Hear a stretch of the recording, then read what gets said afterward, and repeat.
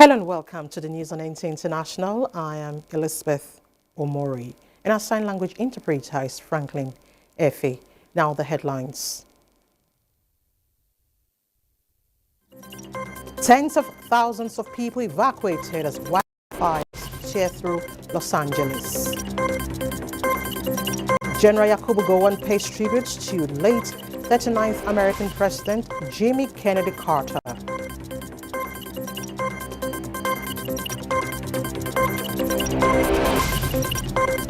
Nigeria Police Force National Security Cyber Crime Center intensifies operations against cybercrime, apprehends suspects.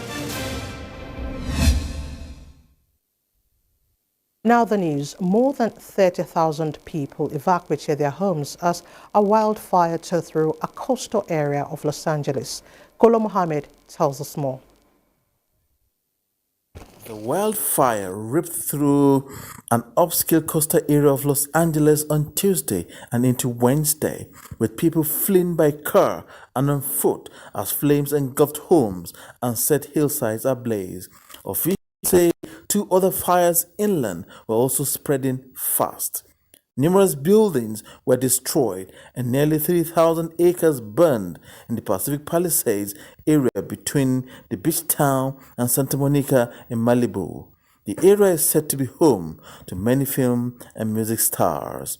Roads were jammed with people fleeing the inferno, some abandoning their cars, and flames licked the edges, and plumes of smoke and flames rose in the night sky over Los Angeles and its suburbs. Firefighters are yet to contain the blaze by early Wednesday, and Governor Gavin Newsom has declared a state of emergency. Palisades residents say as they evacuate, fires were very close to cars. Los Angeles Mayor Karen Bass said the windstorm is expected to worsen through the day. A second blaze, dubbed the Eaton Fire, broke out some 30 miles inland in Altenada near Pasadena and increased in size to 1,000 acres from 200 acres in a few hours, according to California Fire Office. Kolo Muhammad, NTA News.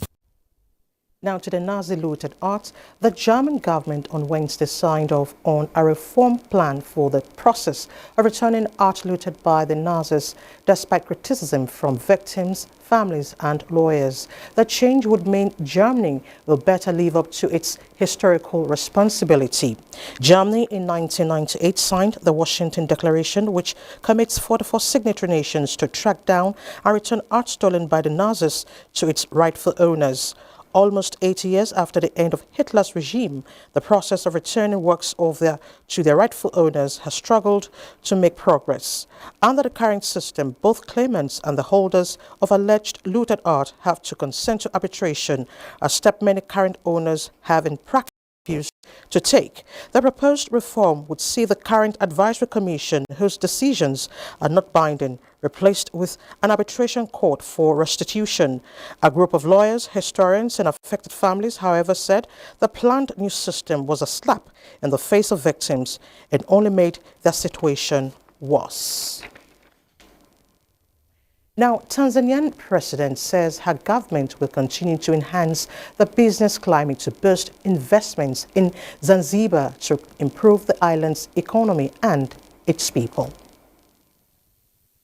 Made the assurance during the official opening of the 5-star international tourist hotel on the small Bawe Island, Zanzibar.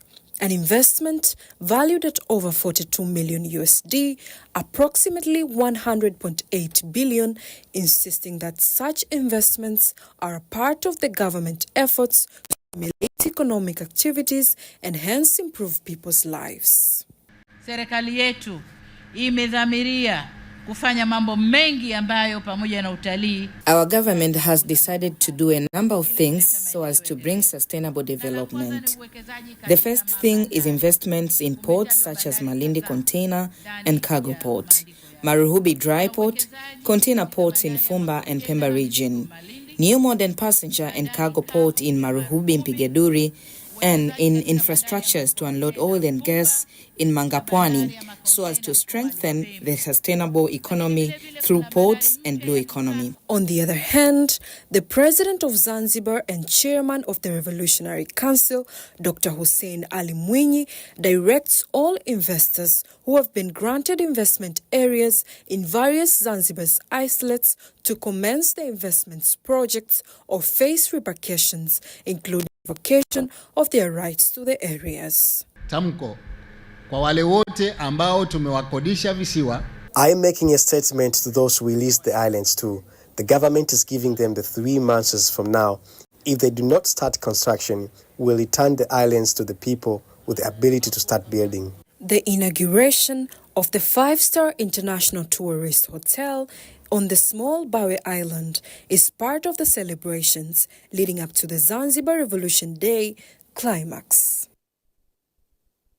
Authorities raided a building and found workers allegedly engaged in online scam operations targeting victims abroad.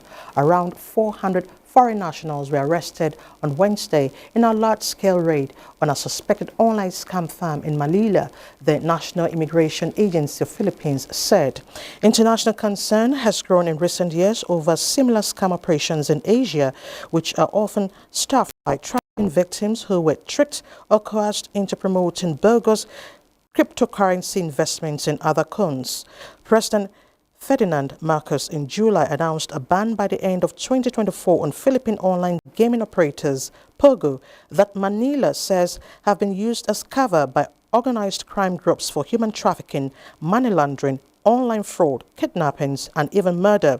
The Washington-based think tank United States Institute of Peace said in a May 2024 report that online scammers target millions of victims around the world and rake in annual revenues of $64 billion. It estimates the industry employs 500,000 workers, including 15,000 in the Philippines who were recruited mainly via social media and were then forced to carry out scams, facing torture if they fail to meet quotas.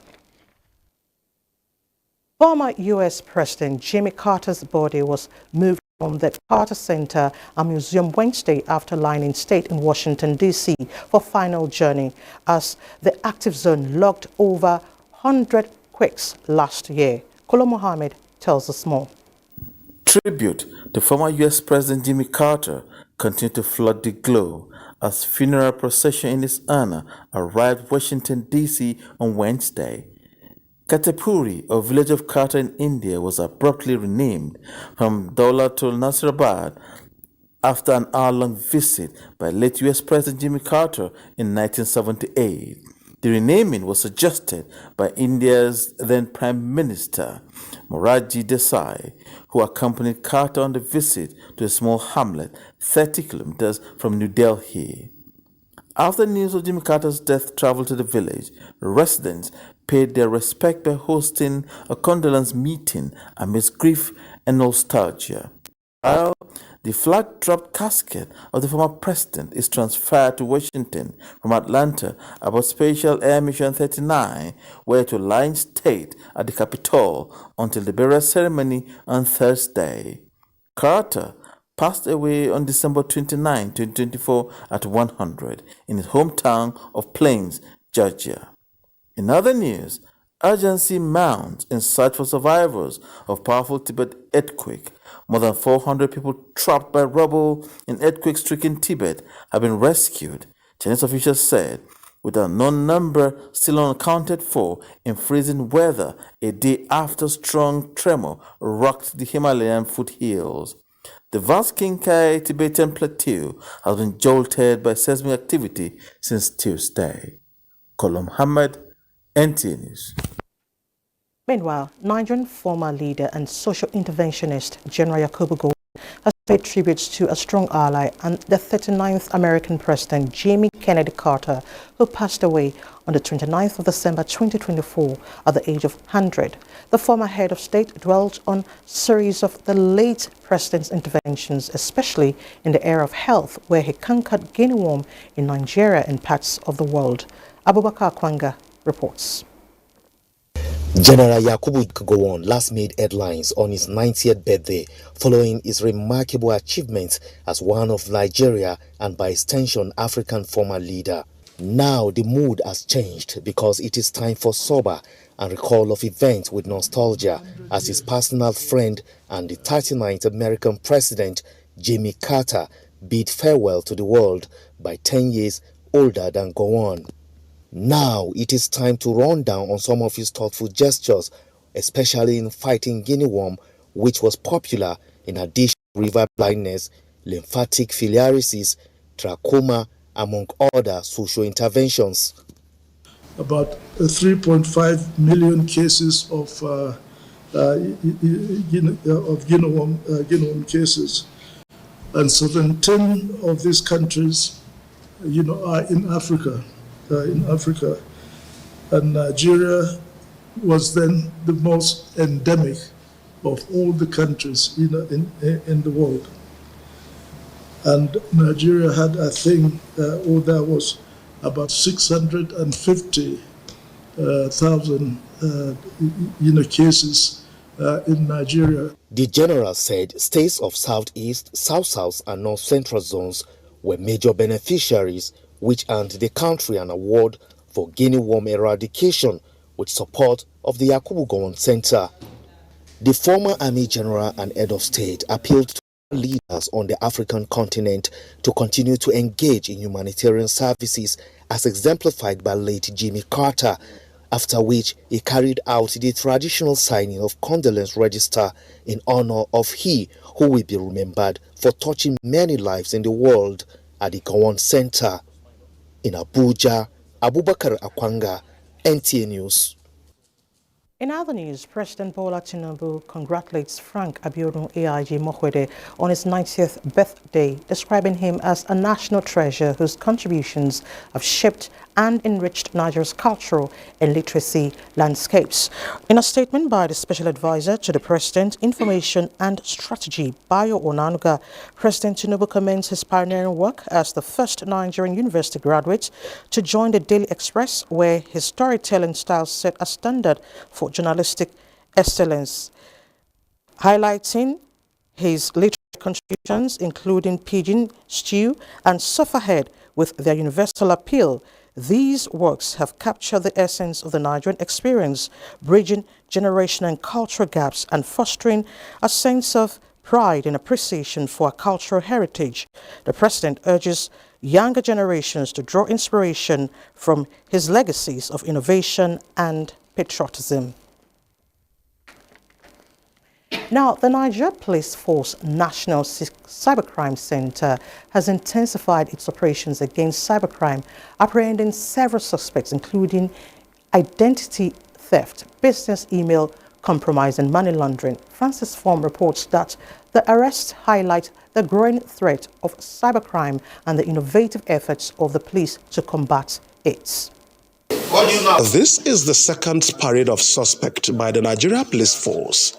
Among the suspects being paraded at the National Cybercrime Center is a suspected hacker who allegedly hacked the WhatsApp of 2 ministers and 3 senators.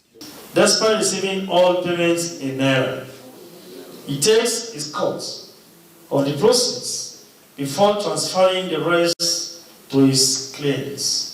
Also, another suspect who specializes in hacking business emails to defraud companies and launder money internationally has been apprehended. Investigations by the center revealed that thousands of compromised email credentials were recovered from the suspect's Skype account, which the syndicate used to coordinate its operations. So he is, the one that is actually responsible for most of this WhatsApp hack.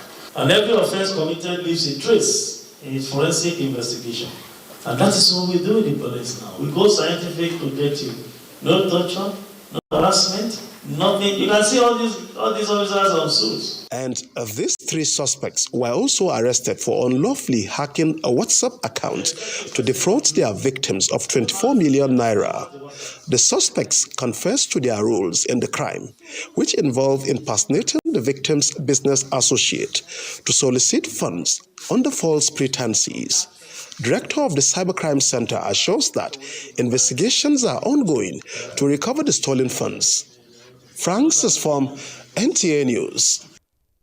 This is the news on NTA International. More reports after the break. You're still watching the news on NTA International. The Defense Headquarters says several ISWAP Boko Haram terrorists have been eliminated by troops deployed to Sabangari village of Damboa local government area of Borno State in a combat.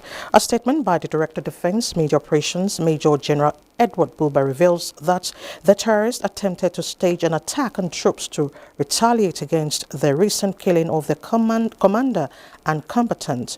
The terrorists were ambushed by troops on patrol while returning to base, foiling their planned attack. Similarly, the air component of Operation Hadinkai conducted air interdiction on the fleeing terrorists with battle damage assessment, revealing several terrorists killed and weapons recovered. In 2024, the world celebrated major wins in the fight against diseases like malaria and mpox. Here in Nigeria, we had our own breakthroughs with the arrival of the first ever malaria vaccines for children, signaling a big leap forward in women's and children's health. Let's see how we've fared in strengthening our health systems in this report by correspondent Olusheye Adiagbo. In healthcare, prevention measures such as vaccines and surveillance have always been game changers, rewriting the story of diseases that ravaged humanity and stole the lives of millions.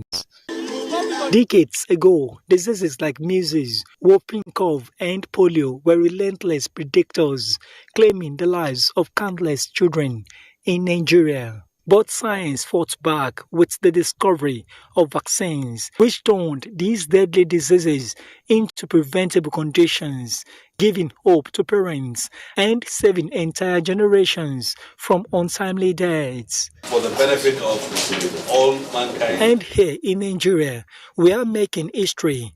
The latest is the malaria vaccine officially rolled out for children in October 2024. Marking a major breakthrough in the fight against a disease that has plagued our nation for generations. True to its word, Gavi, the international partner, prioritized Nigeria in its rollout plans through the National Primary Healthcare Development Agency, NPHCDA, selecting Bayelsa and Kebbi states as pilot locations. I'm very happy for seeing this because I know how many times we come to hospital to take malaria drugs for our children. The launch of this vaccine intervention, we are optimistic that we can create a healthier, more prosperous future for our people. Parent has an opportunity to immunize their child against malaria, they will take advantage of that. State government will also step up and find ways within the increasing revenues that they have, how they can complement federal government in terms of co-financing. These are mothers inside Eko Abasi PHC Center, Calabar, Ward 2 in Cross River, one of the states with higher number of zero-dose children, and drivers of immunization program have been speaking on limitations. Recently, we had stock out of antigen and we missed. So we had missed opportunity, which during this recent measles campaign. During the measles campaign, if you notice, in Cross River, we went out with our ROIs. All the antigens, we went out because we wanted to catch up with all those that we had missed opportunity during the stock out.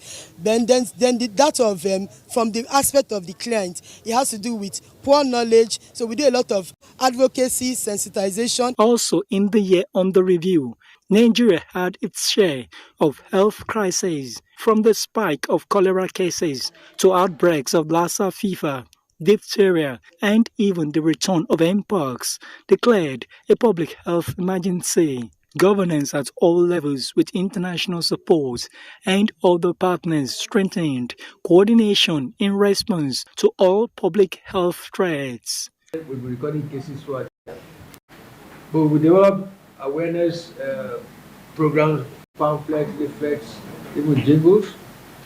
But bear in mind that all these cases come from different states and local governments. So in each state, because of their popularities, they carry out all these activities. After COVID, they will build a laboratory network. All states have laboratories with different scopes of activities. Most of these laboratories, they build capacities again for them to be able to test different diseases.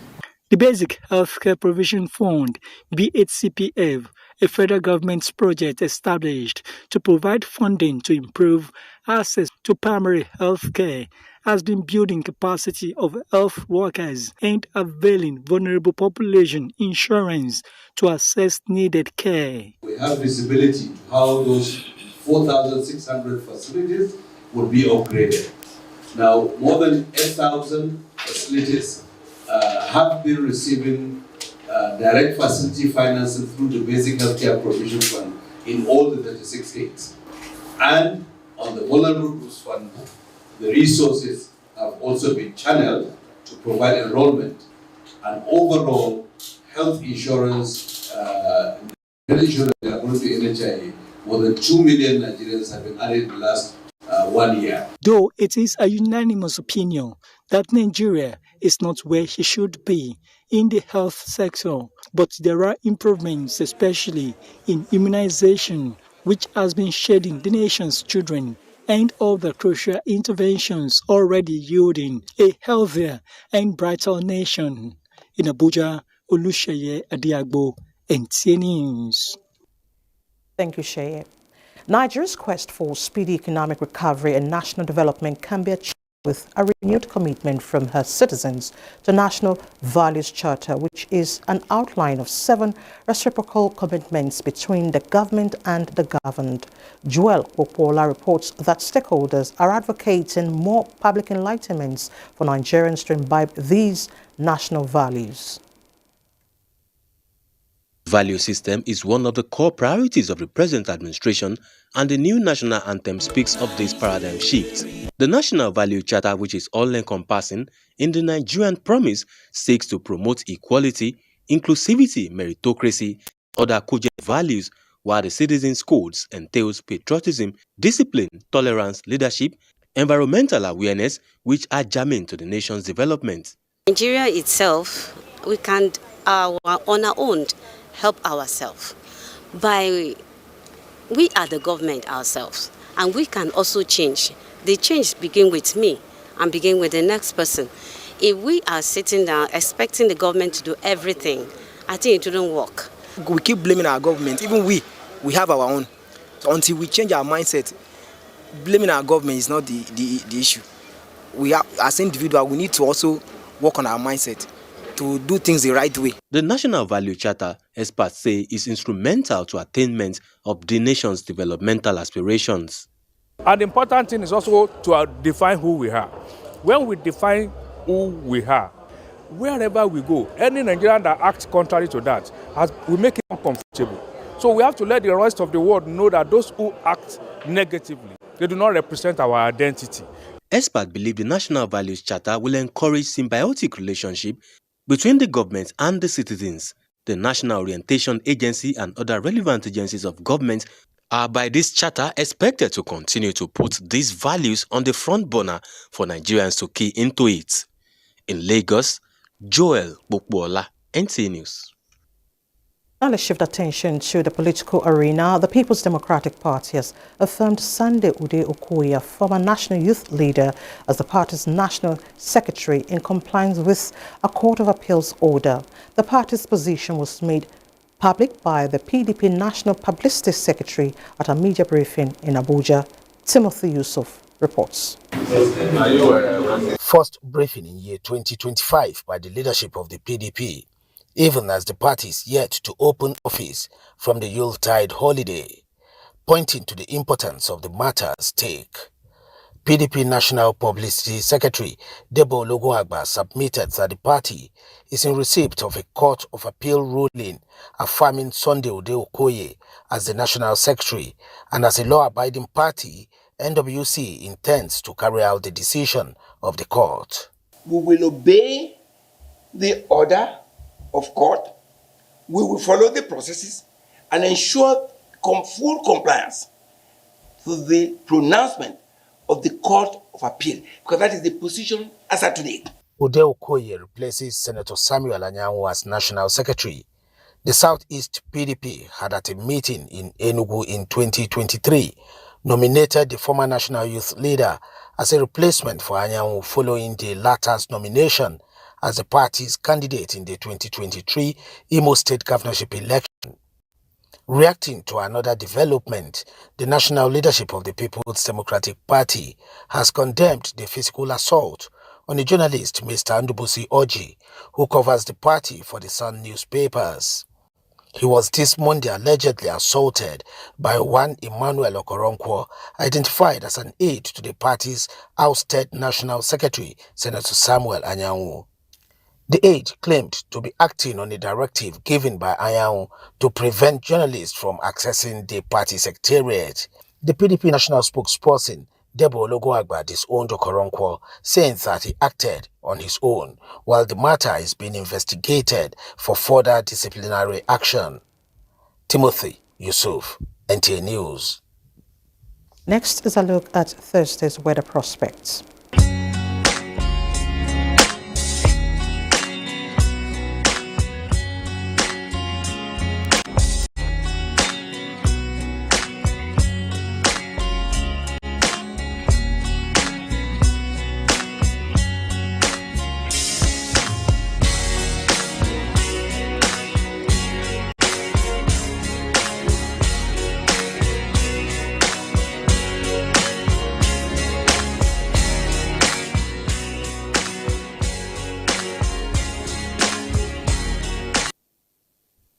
And that's the news. I'm Elizabeth Omori, and our sign language interpreter is Franklin Effie. Good evening.